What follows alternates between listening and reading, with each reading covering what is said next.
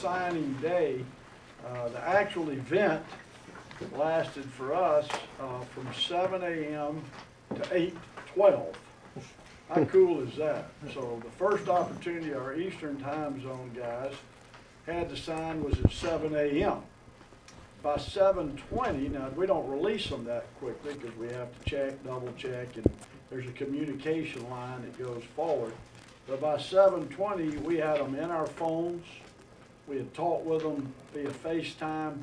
They all had completed what they've done. Then we had to wait for the Central Time guys, and those 6 guys got it done at 8:12. That's a great sign of the efficiency that this class has displayed from the very beginning. Of the 22 guys, 14 of them committed before June was over. Of the 22 guys, 19 were committed before July was over. We had 3 commitments, one in October, one in November, and one in January to follow that.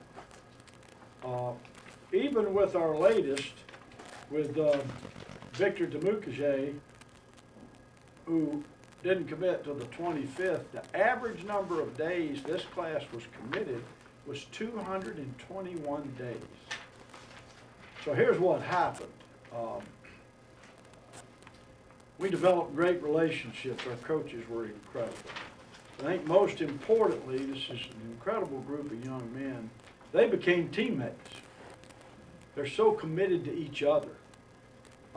We've never had a class hit like this class was, by people trying, what's the word we all use nowadays in the media, flip? You know, I don't know what, I remember what a flip was either a back flip or a front flip, you know, and now we got a new term. But we really didn't deal with that really at all, to be real honest with you. We had 24 prospects visit us officially. We signed 22 of those 24.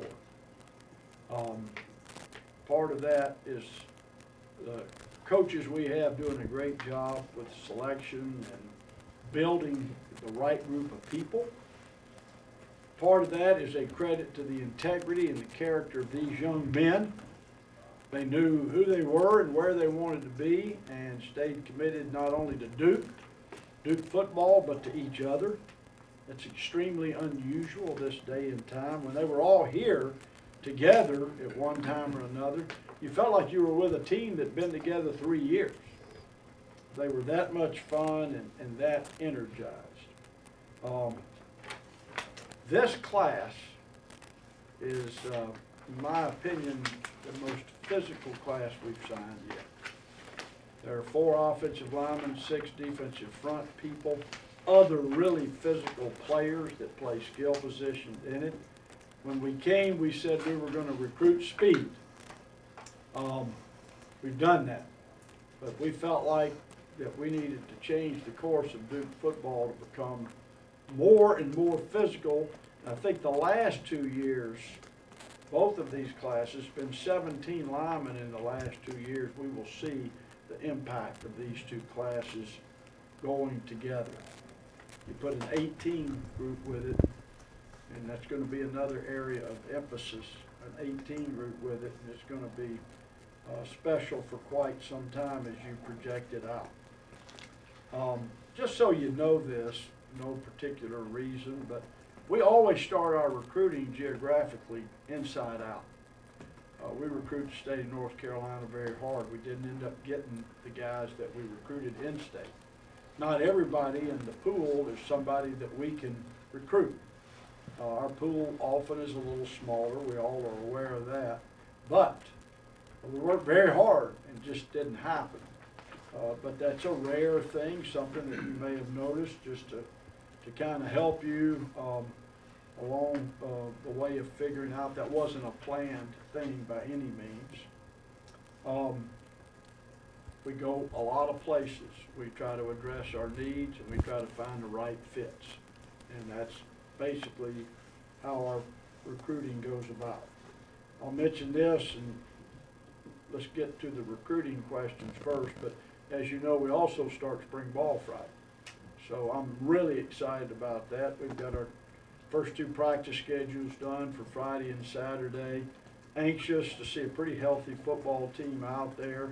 We'll make some releases, Art, I guess. We really won't have a press conference with all else going on, but we eventually will catch you up. But we have very few people that are going to be unable to practice to start with, which is always good.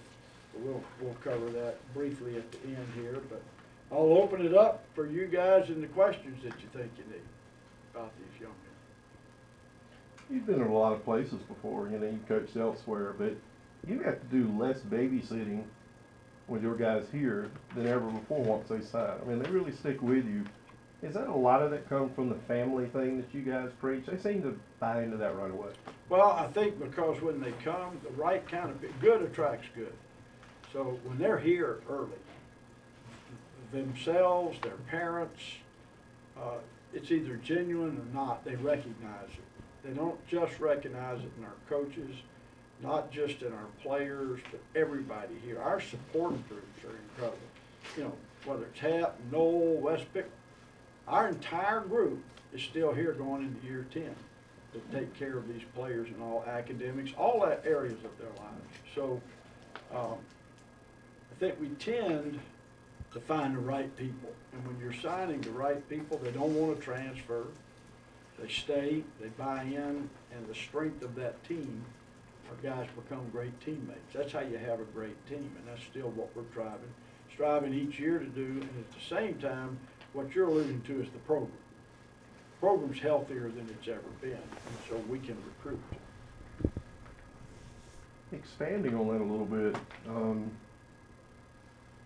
you guys, it just seems like that everybody that you get, you've said that you're a developmental program in the past.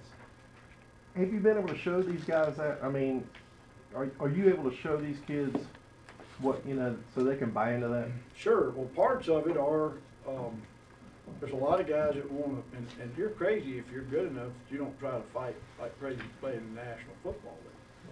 So we don't, that's not what we sell first. I don't want somebody to walk in our facility and the first thing they see is all these pro uniforms. And that's not the purpose. But at the same time,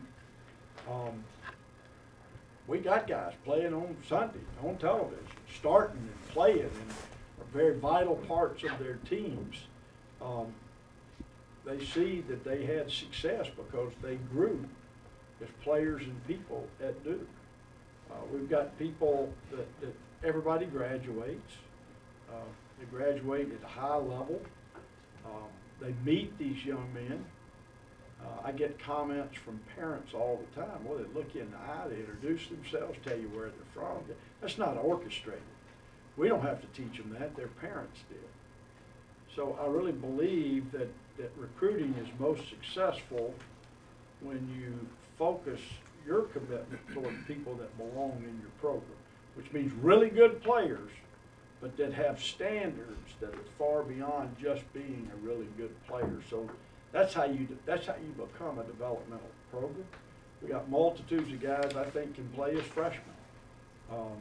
That's still developmental, you know, and we're always trying to upgrade. You know, we start with the quality of football player they are, and then we weed out from there. How would you Phil Johnson project to fit in the wide receivers next year, especially when you hopefully will have healthy Scott Bracey next year? Sure. Well, he's a little different than some of the guys we got.